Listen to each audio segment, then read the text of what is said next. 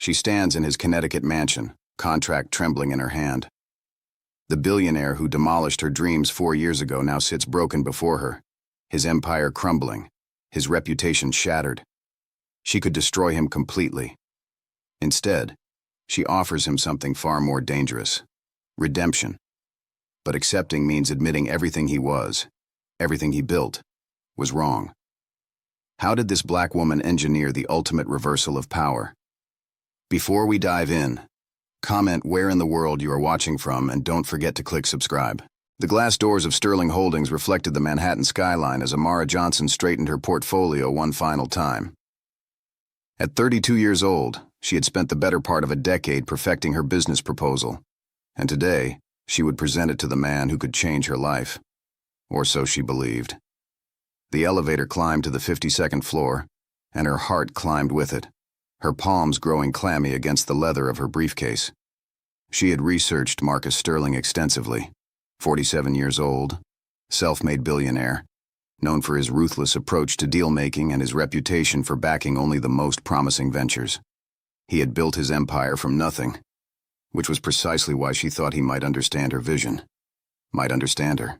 The office suite was everything she expected. Cold, minimalist, designed to intimidate. Floor-to-ceiling windows framed the city below like a painting, but Amara found no beauty in it. Instead, she saw a world that had never quite made room for her. A place where doors remained closed, despite her credentials, her intelligence, her unbending determination. The receptionist didn't look up as Amara entered, though she had confirmed the appointment just that morning. A power play. Amara recognized it immediately. She sat in the waiting area for 43 minutes, watching the second hand on an expensive watch tick toward the moment her life would pivot. Then Marcus Sterling walked through the double doors, and suddenly the room became smaller. He was tall, imposing, with sharp features that suggested a lifetime of calculated decisions and harder truths. His eyes were granite gray, the color of a winter sky just before snow. He wore a suit that probably cost more than Amara's monthly rent, and it hung on him like he'd been born wearing it. When he looked at her, she felt truly seen for the first time in years, and then he looked away. "My office," he said, not to her specifically, but as a general direction for her to follow. She did, her heels clicking against Italian marble that seemed to stretch for miles. Inside his office, the view was even more spectacular, but so was the air of supremacy that filled the space. It radiated from him like heat from an iron. He sat behind a desk that could serve as a boardroom table and gestured for her to sit across from him, positioning himself as her superior in every conceivable way. Amara began her presentation with practiced poise.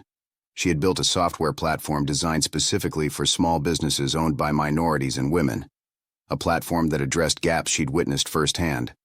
The software would provide affordable accounting, payroll processing, market analysis, and business co. The days following the billion-dollar announcement were a blur of celebration, media coverage, and the kind of exhaustion that comes from running on adrenaline and purpose for so long. Amara had pushed herself hard to reach this milestone, and now that she had crossed the threshold into the rarefied air of billion-dollar valuations, she found herself experiencing something unexpected: emptiness. Not the kind of emptiness that came from failure or disappointment, but the kind that arrived when you had achieved exactly what you set out to achieve, and suddenly realized there was still so much more to be done. She sat in her office on a Friday morning, looking at the blank page of her journal, trying to articulate what she was feeling. Outside her window, Brooklyn pulsed with life. Young entrepreneurs in coffee shops, people building the next generation of whatever was next. She thought about how many of them were probably experiencing their own moments of rejection, their own versions of Marcus Sterling telling them they weren't good enough. She thought about how many brilliant ideas were being abandoned because someone with power had decided they weren't worth pursuing. The knock on her office door pulled her from her thoughts. It was Marcus, and there was something different about him today. He looked lighter somehow, as if he had been carrying weight that he had finally learned how to set down. He asked if they could talk, and Amara gestured for him to sit across from her, just as she had done with so many people over the past months. "I've been thinking about something," Marcus began. And Amara had learned that this was how he prefaced his most important observations. For years, I measured success by what I had accumulated. Money, power, influence. I thought those things made me better than other people, made me smarter, more capable. But being here, working with you, watching how you've built this company, I've realized that everything I thought I understood about success was wrong. Amara waited for him to continue, knowing that this moment was important. Over the past months, she had watched Marcus Sterling transform from the arrogant man in the glass tower to someone genuinely humble, genuinely open to growth. It had been one of the most surprising developments of her entire journey. "I want to step back from my day-to-day role," Marcus said quietly. "I want to focus on something different. I've been talking to some people, and I've become interested in investing in early-stage companies founded by entrepreneurs who have been overlooked by traditional venture capital. Founders of color, women founders, immigrants, people with unconventional backgrounds, the people who have to work twice as hard to get half the recognition. I was thinking I might start a fund, use some of my remaining resources to help bridge that gap that exists in the venture capital world." Amara felt something shift in her chest. This was redemption, not as a concept, but as action. This was Marcus using his remaining power and influence not to dominate, but to uplift. She understood that this was what true growth looked like. It wasn't about grand gestures or public apologies.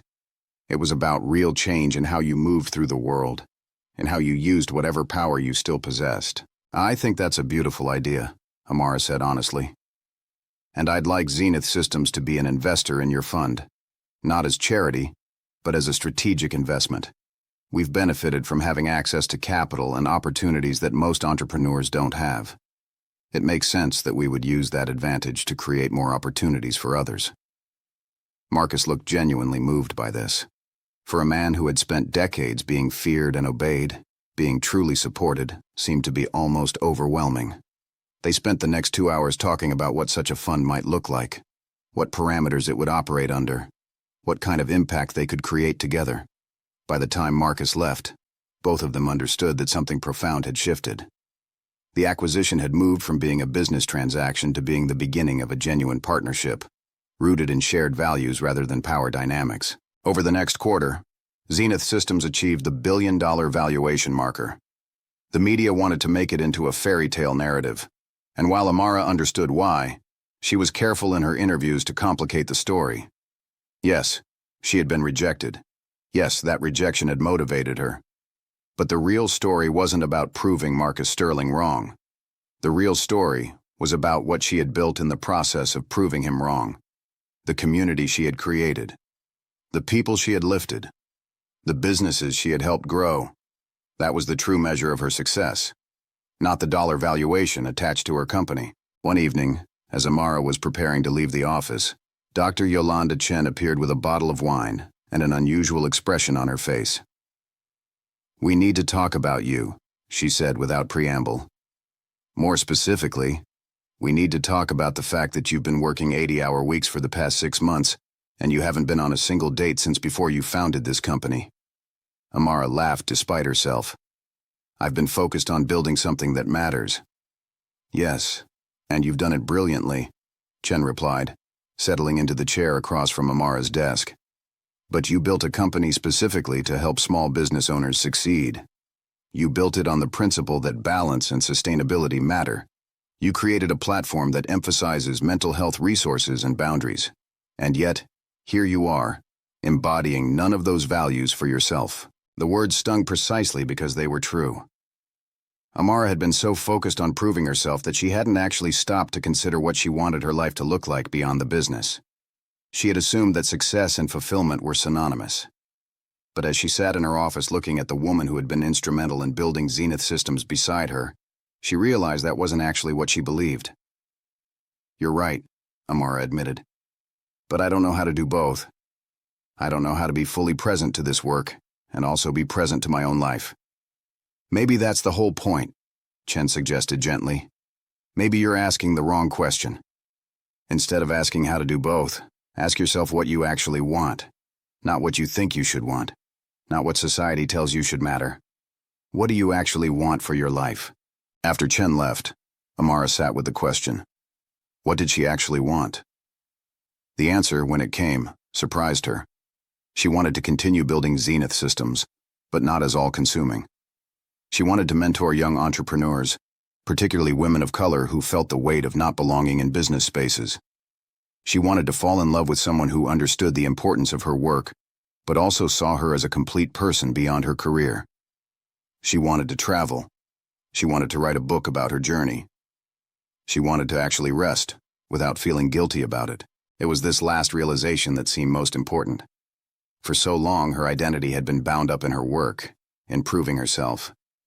But as she thought about the woman she wanted to become over the next chapter of her life, she realized that woman needed more than professional achievement. She needed joy. She needed connection. She needed to believe that she was valuable, not just because of what she could accomplish, but simply because she existed. She began making changes. She implemented a strict boundary where she left the office by 6 o'clock on Fridays and didn't check email over weekends. She hired a therapist to work through the lingering trauma of rejection and the perfectionism that had driven her for so many years.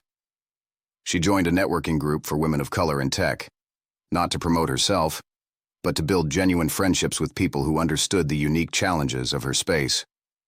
She started saying yes to social invitations instead of automatically turning them down for work. It was at one of these networking events, 3 months after the billion-dollar milestone, that she met David.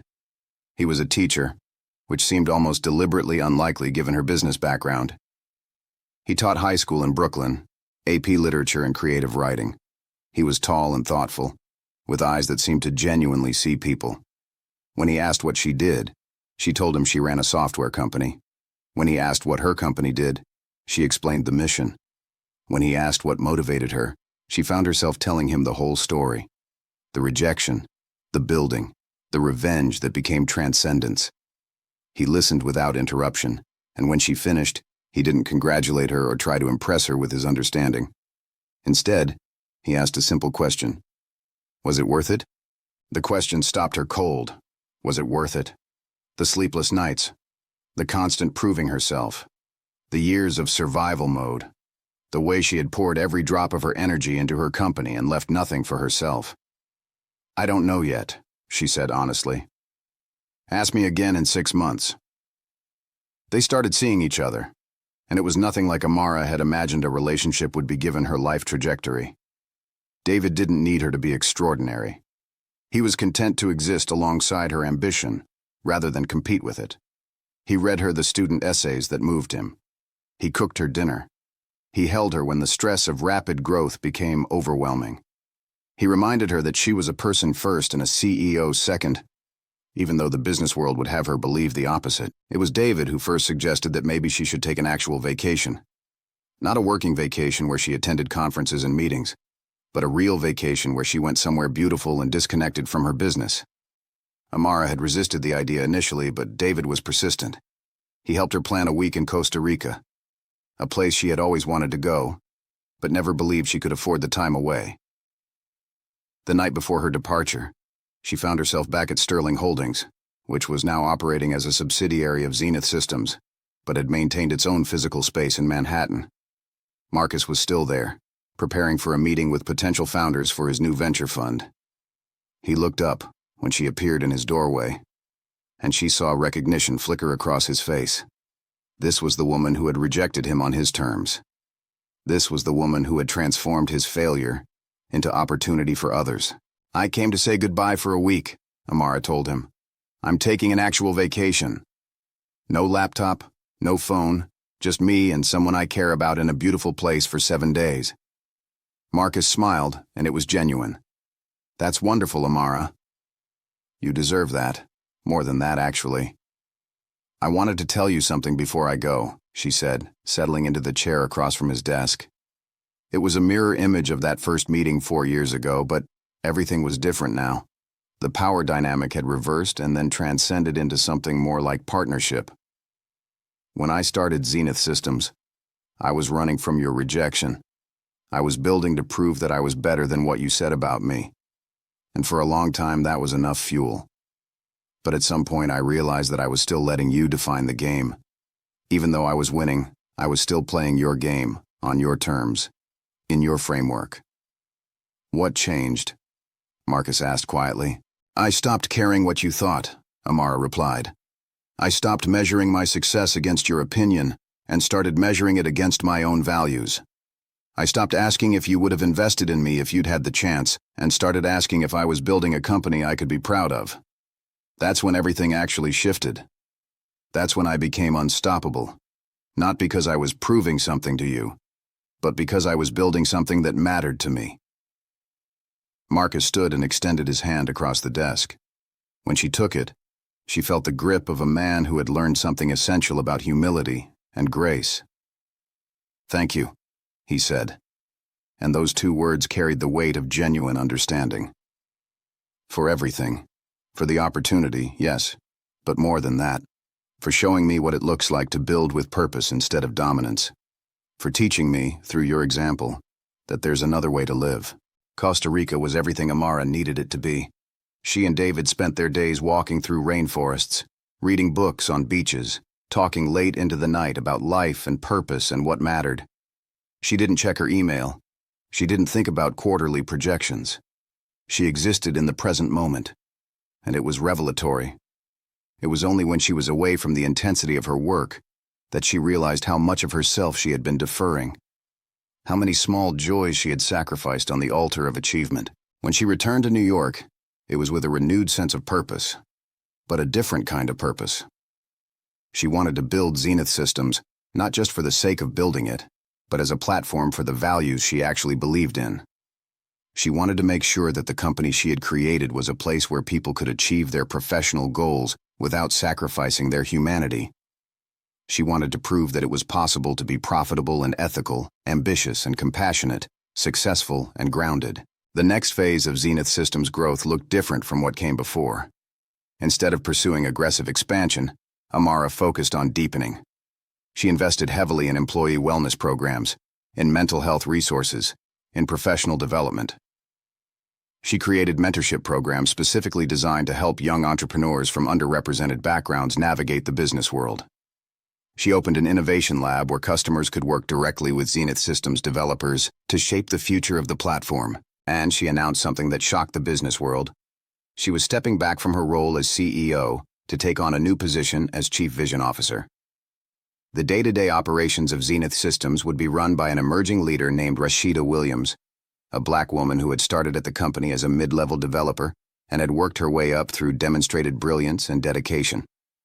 Amara would focus on the strategic direction, the partnerships, the mission. She would mentor the next generation of leaders.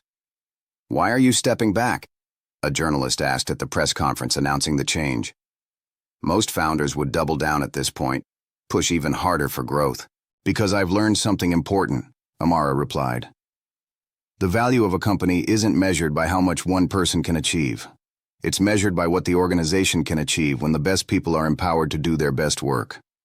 I started Zenith Systems because I felt like the world didn't have space for me. Now I realize that my job isn't to take up space. It's to create space for others. That requires stepping back sometimes. That requires trusting other people. That requires believing that the vision is bigger than any one person. The decision to step back was terrifying in ways that building the company had never been. It meant letting go of control. It meant trusting someone else with her creation. But it also meant finally understanding what leadership actually meant. Leadership wasn't about being indispensable. Leadership was about making yourself dispensable by building systems and people strong enough to sustain the work without you. Rashida Williams took to the CEO role with fierce intelligence and deep commitment to Zenith Systems' core mission. Under her leadership, the company expanded further, but also deepened. Customer satisfaction scores climbed even higher. The employee retention rate became the gold standard for the entire tech industry. And more importantly, Zenith Systems became a destination for people who wanted to work at a company that actually valued them. 2 years after the original billion-dollar milestone, Zenith Systems completed a public offering at a valuation of $3 billion.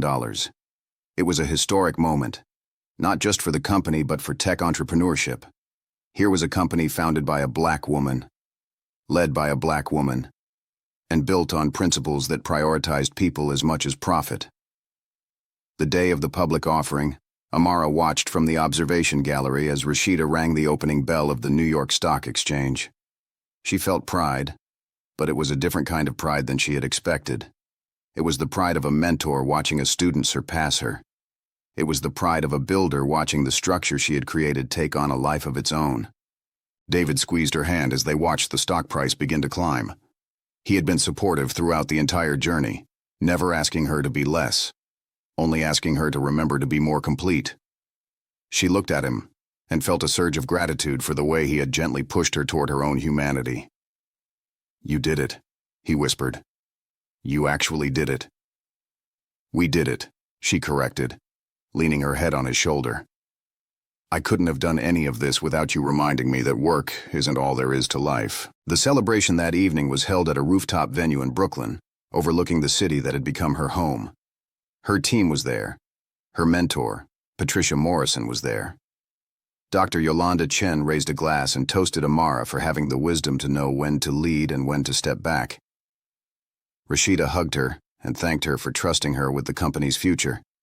Even Marcus was there, bringing one of the founders from his venture fund, a young Latina woman who had been rejected by 17 venture capitalists before finding funding through Marcus's new firm. She had received seed funding less than 2 years ago and was now scaling her company at an unprecedented rate. Late in the evening, as the crowd was thinning and the city lights spread out beneath them like promises, Amara found herself alone on the edge of the rooftop. She thought about where she had started. The woman who walked out of Marcus Sterling's office with tears burning behind her eyes. The woman who had built something from nothing, driven by anger and the desperate need to prove herself to someone who didn't deserve her respect. She thought about how far she had come, not just in terms of success, but in terms of understanding what success actually meant. The $3 billion valuation was remarkable, yes, but the real victory was something quieter. It was knowing that she had built a company in her own image, that she had created space for people who had been overlooked, that she had proven that you could be ambitious and compassionate, driven and grounded, successful and human. Her phone buzzed with a message from Marcus. "Watching your team celebrate tonight, I realized something. I was never meant to be the center of attention. I was never meant to dominate. I was always meant to be part of something larger. Thank you for showing me that," Amara typed back. "We were all meant to be part of something larger. Most of us just need permission to believe that. I'm glad I could help you find it." She turned away from the edge of the rooftop and walked back into the celebration, into the warmth and laughter of the community she had built. She found David and let him pull her close. She danced with her team. She laughed at jokes from people she had come to love. She allowed herself to fully inhabit the moment, to stop running, to simply be present to the extraordinary life she had built not just for herself, but for so many others. Later, as they were leaving the venue, a young entrepreneur approached her nervously. "I know this is probably not the right time," she said, "but I wanted to tell you something. I heard your story, about Marcus Sterling telling you that you weren't smart enough. It helped me. When I was rejected by investors, when people told me my idea wasn't viable, I thought about you. I thought about how you didn't let someone else's doubts become your reality. I'm here tonight because you inspired me to keep going. I wanted you to know that." Amara felt tears spring to her eyes. This was what it was all about. This was what she had been looking for without even knowing it. Not validation from the people who had rejected her, but connection with the people she could lift. The realization came with crystalline clarity. Everything she had accomplished had been for this. Not to prove something to Marcus Sterling. Not to reach a certain valuation or achieve a certain status. But to create the possibility that other people could believe in themselves, even when the world told them not to. She pulled the young entrepreneur into a hug and made sure to get her contact information. "Tell me your story," she said. "I want to know what you're building." As they sat on a bench outside the venue, Amara listened to this young woman's dream, her plan, her vision for what she wanted to create, and she found herself fully present in the conversation in a way that her earlier self would have thought impossible. She wasn't thinking about how this interaction might benefit her business or her brand. She was simply listening to another human being sharing something precious, and she was honored to be trusted with it. "What was the one thing that kept you going when things got hard?" the young entrepreneur asked. Amara considered the question carefully. "Community," she said finally. I kept going because I remembered that I wasn't building just for myself. I was building for all the people who felt like I did, like they didn't have a place in this world that was supposedly open to everyone. That purpose sustained me when my own ambition might have run out. So my advice to you is this. Don't just build for yourself. Build for the people like you. Build for the future you want to see. Make your work matter to you in a way that goes deeper than money or status. That's what makes you unstoppable. Walking home that night with David, hand in hand through the Brooklyn streets, Amara felt a profound sense of peace. She had started this journey in anger, in the desperate need to prove herself to someone who didn't deserve to define her. She had moved through ambition, through the drive to build something exceptional. But she had finally arrived at purpose, at the understanding that the real work of a lifetime was to lift others, to create space for people to believe in themselves. Marcus Sterling had told her she wasn't smart enough. He had told her she was beneath him. He had told her that her dreams would fail. Every word he said had been wrong, but not because she had proven him wrong through sheer will and determination.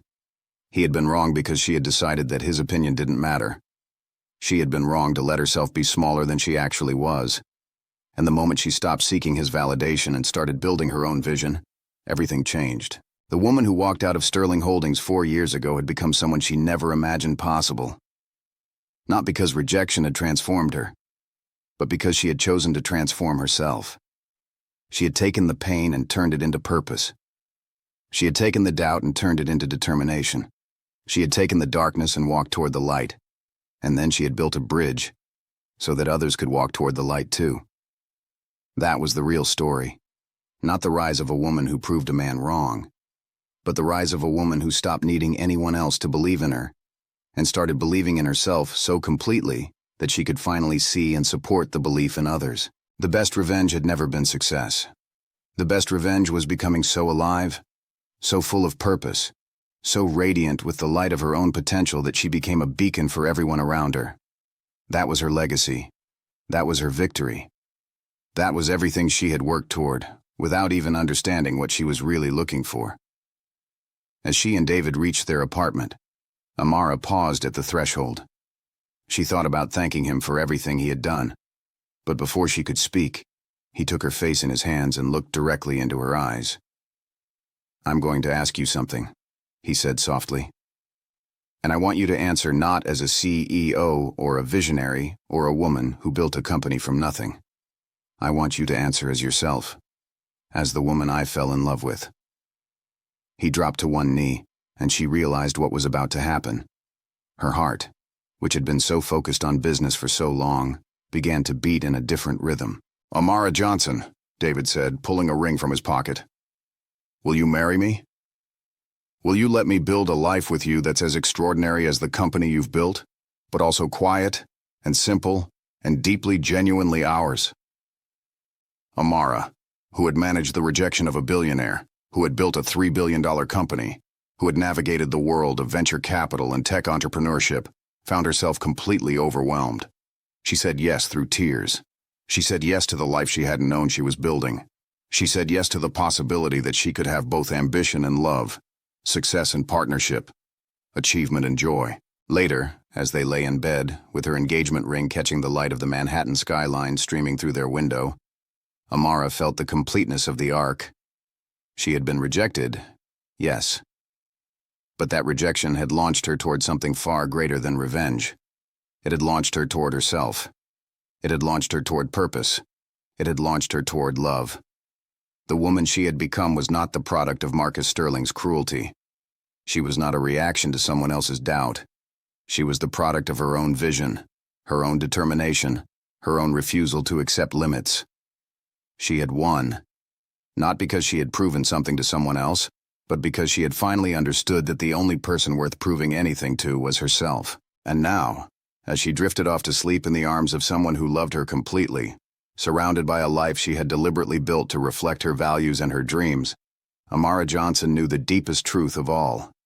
Success wasn't about reaching a certain number or acquiring a certain status. Success was about waking up every day and choosing to be the woman you were meant to be. Success was about building a life, a company, a legacy that mattered to you at the deepest level. Success was about finally, completely, and utterly loving yourself. That was the real ending. That was the real victory. That was the complete and total truth of her transformation. She had been rejected by a man who couldn't see her brilliance. But in being rejected, she had found herself. She had built an empire. Yes. But more importantly, she had built a life worth living. And that, she understood now, was the only success that really mattered. Consultation, all in one streamlined system. She had 3 years of beta testing behind her. She had letters of intent from 300 businesses. She had data showing that markets had been completely underserved.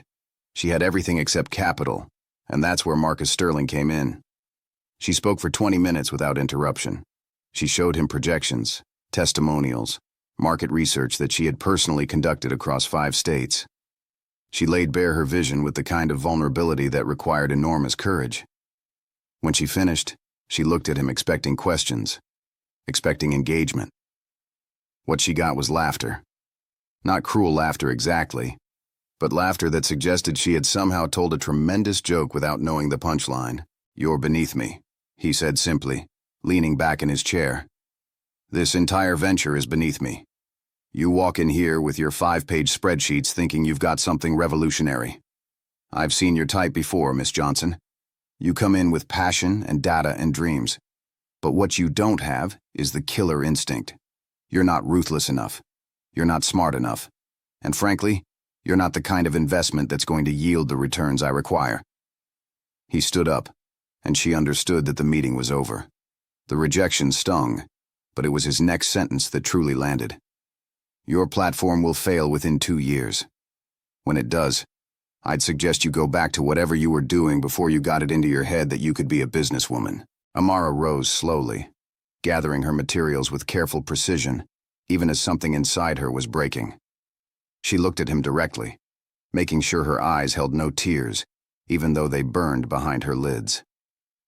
"Thank you for your time," she said, her voice steady.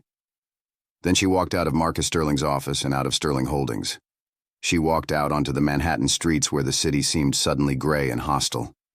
She walked until her feet ached and her heart stopped racing quite so violently. And she made a decision that would alter the trajectory of her entire life. That night, sitting in her tiny studio apartment in Queens, Amara made coffee and opened her laptop. She had $7,000 saved. $7,000. And an idea that a billionaire had deemed beneath him. She had a network of 300 businesses who believed in her platform. She had skills in software development, marketing, and business operations. What she didn't have was doubt anymore, because Marcus Sterling had burned away every shred of it when he told her she wasn't smart enough.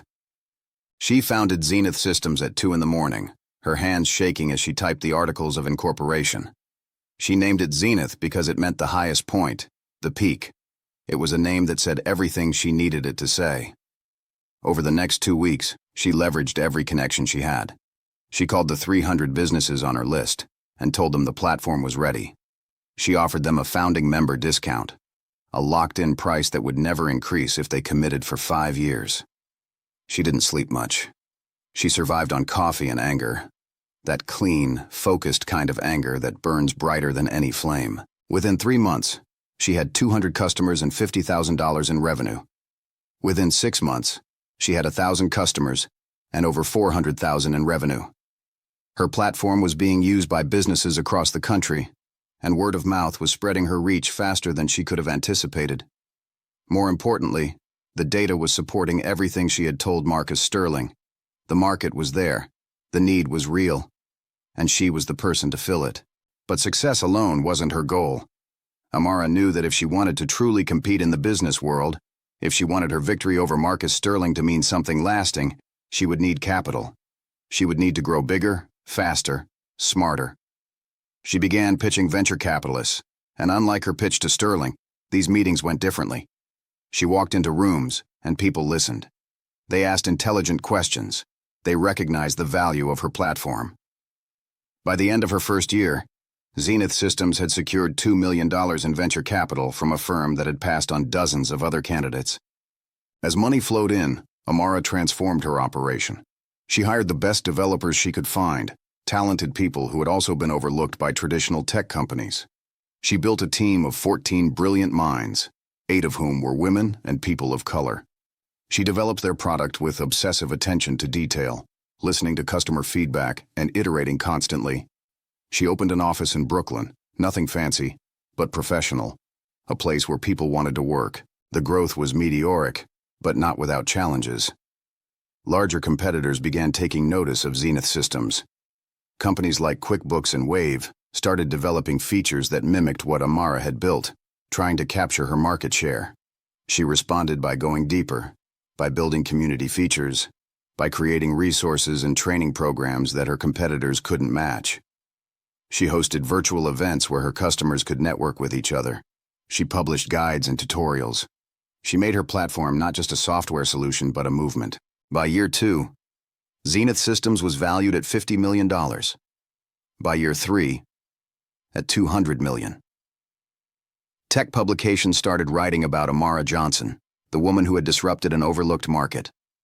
They called her visionary, innovative, brilliant.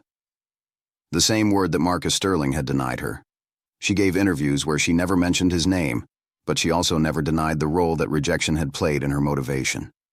She spoke candidly about walking through worlds that had been built by people who didn't look like her, about the constant weight of proving herself, about the fuel that burned inside her when someone told her she wasn't good enough. The offices of Zenith Systems in year 3 were light-filled and welcoming, nothing like the cold glass towers where Marcus Sterling conducted his business. Here, people of color led teams. Women held senior positions. Young people with unconventional backgrounds were given chances. Amara believed that if she was going to build something revolutionary, it had to start with the space itself, with who was in it, with who belonged. It was in year 4 that Marcus Sterling's empire began to crack. He had over-leveraged in a real estate venture that went sideways. A company he had invested in turned out to be engaging in accounting fraud. His flagship investment company started losing clients to competitors who were more agile, more innovative, more attuned to modern markets. By the time Sterling Holdings went public with its problems, the damage was already severe. The stock price plummeted. Investors withdrew their capital. The media turned on him with the same ruthlessness he had applied to others his entire career. Amara read about his troubles in the business section of the Times, and she felt nothing. Not satisfaction exactly, though there was an element of that. Not vindication, though the universe had certainly provided it. Instead, she felt an odd sense of completion, like a story had been resolved. A circle had been closed. He had rejected her, and in doing so, he had freed her from the need for his approval. She no longer needed Marcus Sterling to validate her brilliance because the world had already done that. It was a Tuesday morning when her CFO, a woman named Dr. Yolanda Chen, who Amara had hired straight out of business school and trained herself, walked into her office with an interesting piece of information. Sterling Holdings was potentially in play, she said. Their board was being pressured by shareholders to accept an acquisition offer, but they were holding out for a better price. The company being approached was Stratton Capital, a hedge fund known for aggressive cost-cutting and staff reduction. Dr. Chen slid a file across the desk. Inside was information about what Stratton's acquisition would mean for Sterling Holdings. Thousands of jobs lost, departments shuttered, the company stripped for parts and sold off. Amara looked at the folder and thought about the young woman she had been 4 years ago, walking out of Marcus Sterling's office with humiliation burning her cheeks. She thought about how one man's cruelty had altered her trajectory completely. She thought about the 300 businesses that had believed in her, the ones she had helped grow and scale. She thought about her team, about the ecosystem she had built, and then she did something that surprised even herself. She made a phone call to the chairman of Sterling Holdings board. The conversation was brief. She wanted to meet with Marcus Sterling, she said. Alone. No board members. No lawyers. No intermediaries. The chairman hesitated, but Amara had learned that hesitation was often just another word for opportunity. She offered to drive out to Sterling's home in Connecticut that weekend. She offered to meet him on his terms, in his space. The chairman, desperate for any solution that might save his company and his own reputation, made the introduction. The house in Connecticut was enormous, a monument to wealth and taste, everything perfectly curated and nothing quite real. Marcus Sterling answered the door himself, which surprised her. He was dressed casually, and age had treated him less kindly than she might have expected. His face was drawn. His eyes, once so sharp and assured, seemed dimmed. He looked at her with confusion for a long moment before recognition dawned. "You," he said. And there was something in his voice that suggested he had thought about her more than once over the past 4 years. Amara Johnson, the rejected entrepreneur who became a success story. "I read about you," she replied, not bothering with pleasantries. "Zenith Systems is prepared to make an offer for Sterling Holdings, not for acquisition as a company, but specifically for the core holdings, the real estate, the strategic investments. We would assume the debt associated with those assets, which means we would also assume the staff and the operations. We would keep your people employed. We would maintain your institutional knowledge.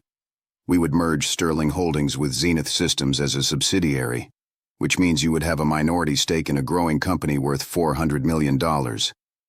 Marcus listened without interrupting. When she finished, he laughed, but it was a different laugh than before. It was the laugh of a man who had learned something hard about the world, about his own limitations, about the consequences of his choices. "$400 million?" he asked. "You built Zenith Systems to $400 million in 4 years?" "Yes," Amara said simply. "And if you'd believed in me instead of mocking me, you could have been a part of that growth from the beginning. You could have had 20% for $1 million in seed capital. Instead, you're about to lose everything.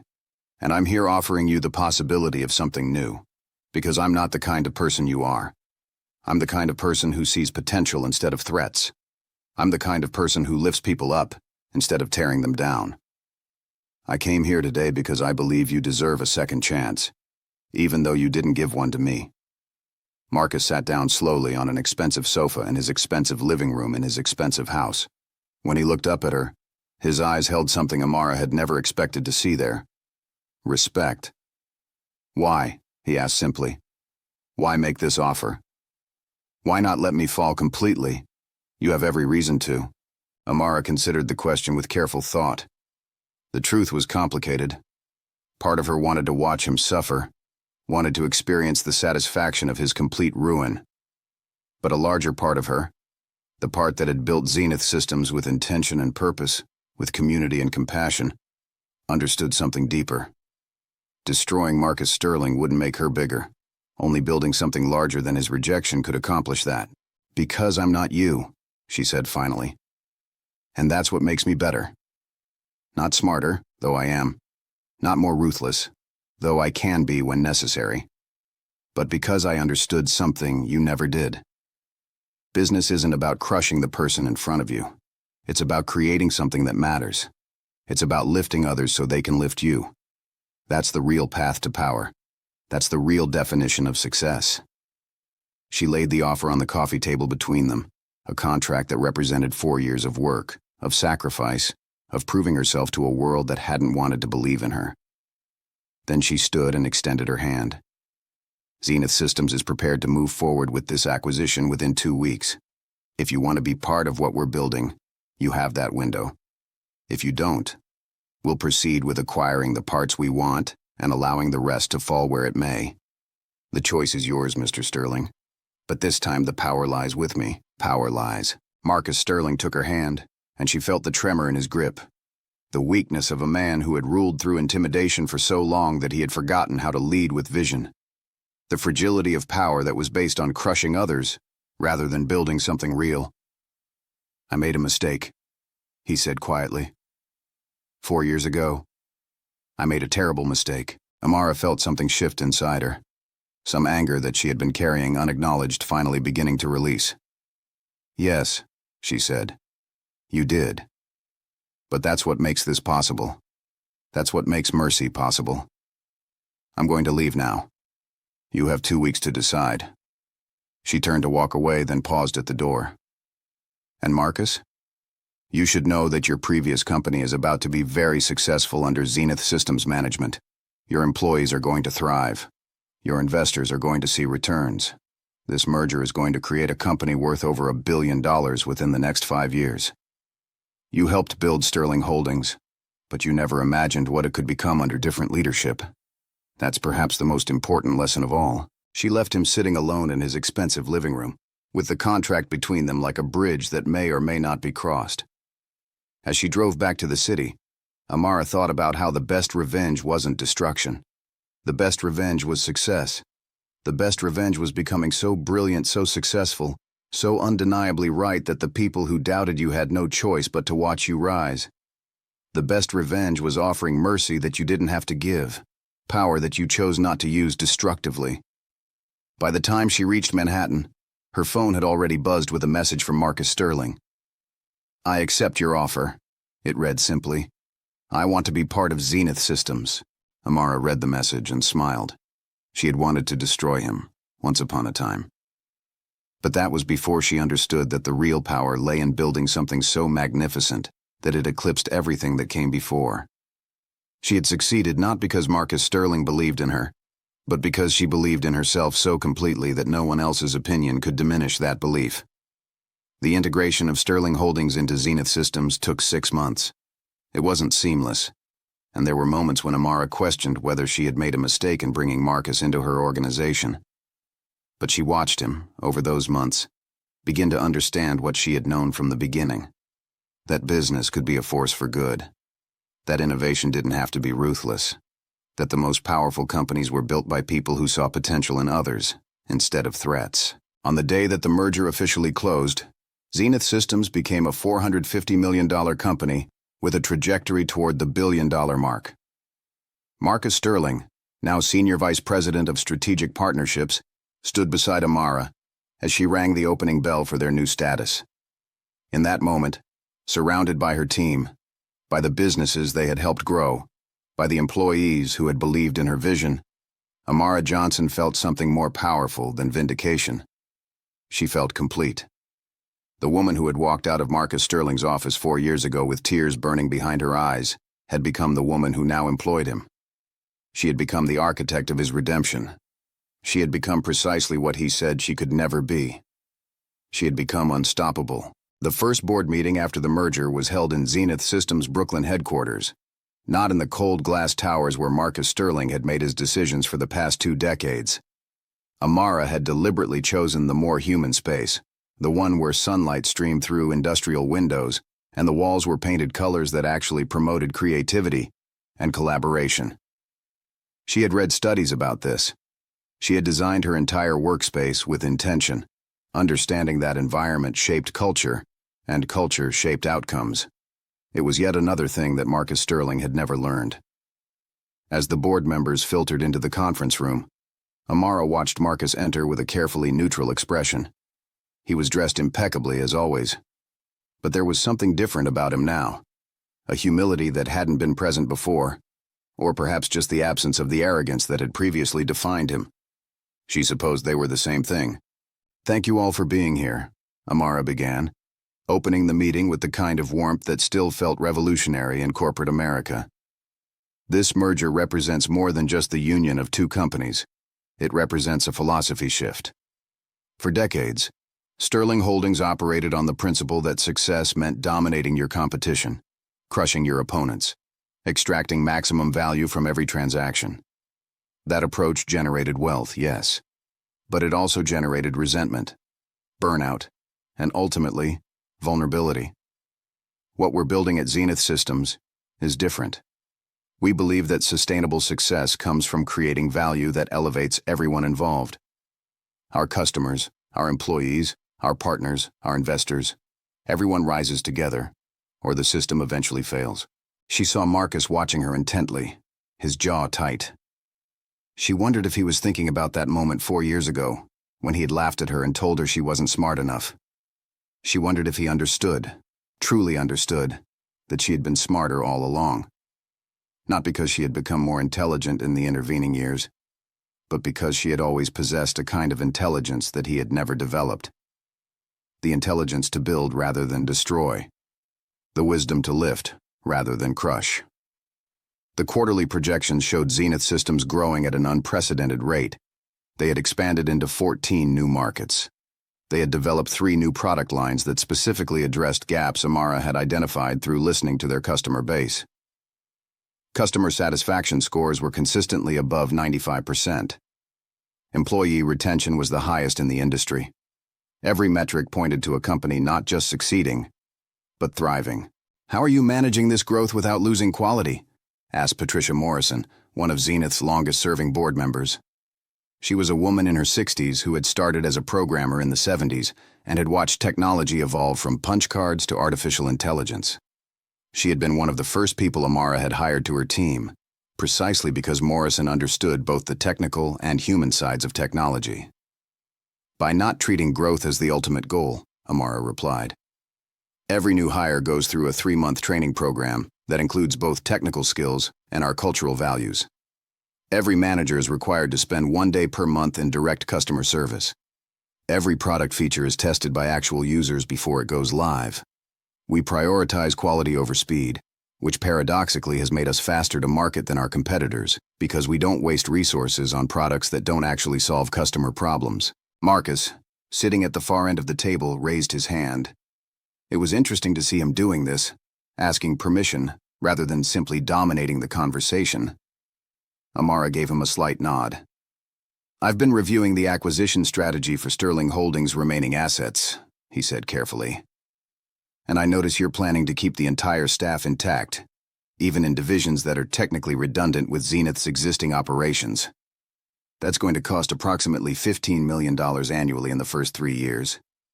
Stratton Capital would have eliminated those positions immediately. Why haven't you?" It was a good question, and it showed that Marcus was actually engaging with the business rather than simply collecting a paycheck. Amara appreciated that. "Because those people have value," she said simply. "They've spent decades building relationships, developing expertise, understanding their specific market segments. Yes, there's overlap with our operations, but overlap isn't the same as redundancy. I'm planning to cross-train those teams, create new divisions that can serve market segments we currently don't. The $15 million investment will likely generate $50 million in new revenue within 3 years. But more importantly, those employees are going to become advocates for Zenith Systems. They're going to tell their networks, their families, their friends, that we're a company that values people. That's worth more than any marketing budget." She watched Marcus absorb this, watched his expression shift slightly. She had learned over the past 6 months that he was actually capable of growth, that the man who had rejected her 4 years ago was not actually the entirety of who he was. He was capable of change, capable of learning, capable of understanding that there were better ways to operate than through fear and intimidation. It didn't absolve him of his past behavior, but it suggested that redemption was possible, that people were never fully defined by their worst moments. After the board meeting, Amara found herself alone with Marcus in her office. He had asked if they could talk privately, and she had agreed, curious about what he wanted to discuss. "I've been thinking about something," he said, standing by her window and looking out at the Brooklyn skyline. "When you came to my house, you said that I had over-leveraged, that I had made poor investments. But the truth is more complicated than that. I had lost perspective. I had stopped seeing people as humans and started seeing them as obstacles or assets. I had forgotten why I started building Sterling Holdings in the first place. My father was a factory worker who never had a chance. I built my company to prove that I was better than that, better than him. Somewhere along the way, that mission became corrupted into something else. It became about proving I was better than everyone." Amara listened without interrupting, sensing that he needed to say this, needed to articulate the self-awareness that he had apparently been developing over the past months. "When you walked into my office that day, you were brilliant," Marcus continued. "You were prepared, passionate, knowledgeable.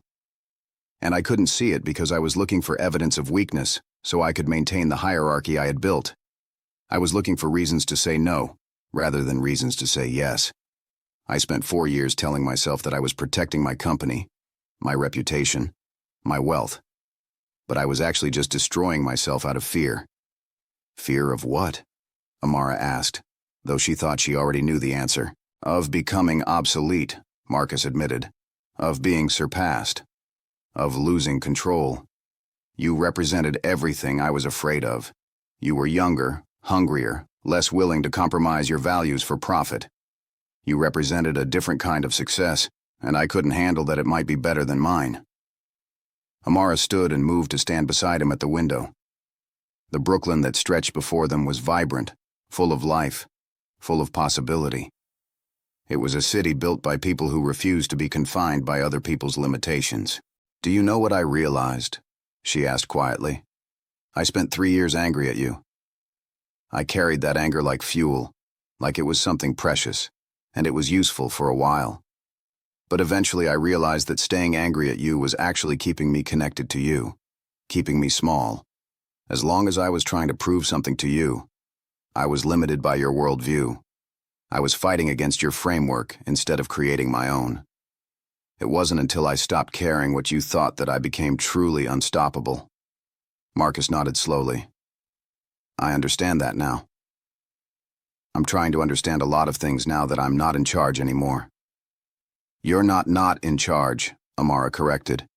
"You have a significant role here, but you're no longer in a position to dictate the entire direction. You're part of something larger than yourself. Some people find that terrifying. Others find it liberating." "Which are you finding it?" Marcus asked. Amara smiled. "Liberating. I built this company by listening to people, by seeing their potential, by creating space for them to grow. I never wanted to be a tyrant like you were. I wanted to be a leader who lifted others. That's always been my vision. What I'm discovering is that there's more power in that approach than in any amount of domination.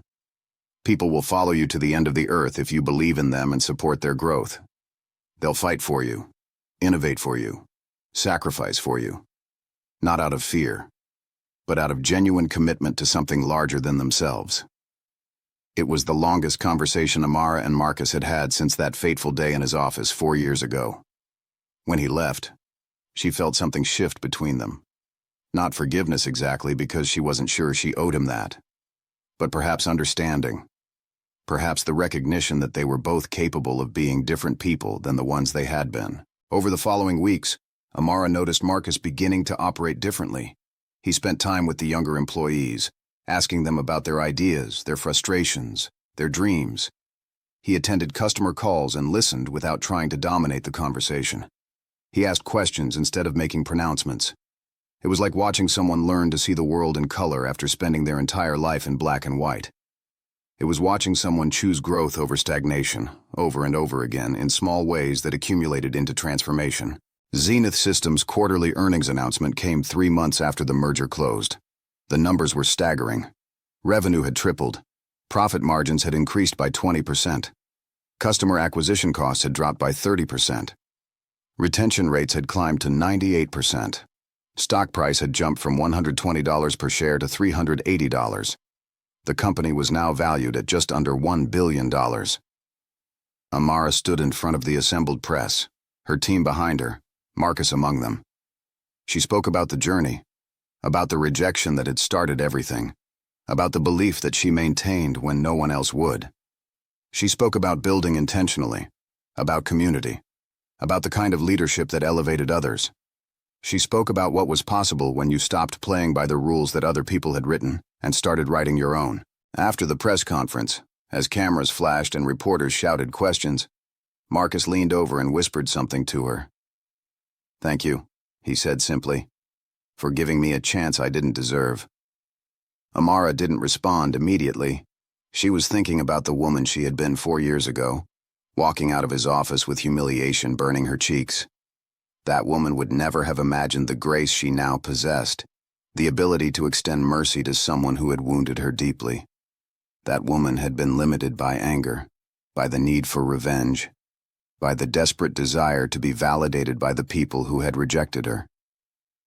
This woman, the one standing here now, was bound by something different. She was bound by vision, by purpose, by the understanding that true power came not from crushing others, but from lifting them. She was bound by the knowledge that the best revenge wasn't destruction, but transcendence. "You're welcome," she finally said. "But this isn't about me giving you a chance. This is about you taking the chance to become better than you were. That's always in our control, no matter what anyone else does. We're always capable of choosing to grow." Later that evening, in her apartment overlooking Manhattan, Amara sat with a glass of wine and reflected on the 4-year journey. She had taken a rejection and turned it into a revolution. She had taken bitterness and transformed it into purpose. She had taken humiliation and alchemized it into unstoppable forward momentum. Her phone buzzed with a text from Dr. Yolanda Chen. Just got the preliminary numbers for next quarter. We're tracking even higher than this quarter. $1 billion company by Q3. You did it, boss. You actually did it, Amara smiled. She had done it, but more importantly, she had done it on her own terms, guided by her own values, building something that mattered. She had succeeded, not because Marcus Sterling had validated her, but because she had validated herself so completely that validation became irrelevant. As she looked out at the glittering skyline of New York City, Amara understood that the real victory wasn't acquiring Marcus's company or reaching $1 billion valuation. The real victory was the woman she had become in the process. The woman who had learned that mercy was more powerful than vengeance, that building was more satisfying than destroying, that lifting others actually lifted you higher than any amount of domination ever could. The best revenge, she had discovered, wasn't revenge at all. It was excellence. It was vision. It was becoming so undeniably brilliant that your previous rejectors had no choice but to watch you ascend.